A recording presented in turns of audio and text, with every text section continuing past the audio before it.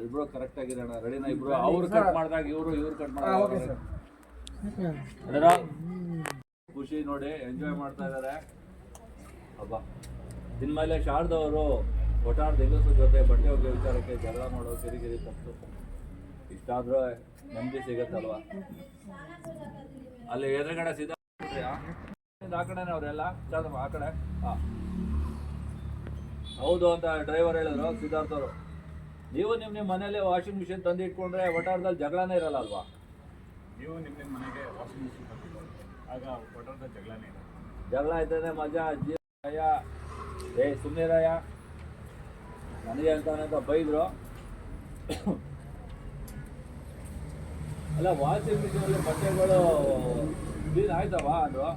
ಅಯ್ಯೋ ನೀವು washing machine ಕೂತ್ಕೊಳ್ಳಿ ಸರ್ ಇವಾಗ ಅದಕ್ಕಿಂತ ಬೆಳ್ಳಗಾಗ್ಬಿಡ್ತೀರ ಅಂದ್ರು ಆಗ್ತಿದೆ ಆಯ್ತಾ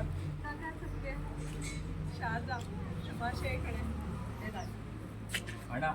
ದೀಪು ಅನ್ಸೆ ಆಂಟಿ ಎಲ್ಲರೂ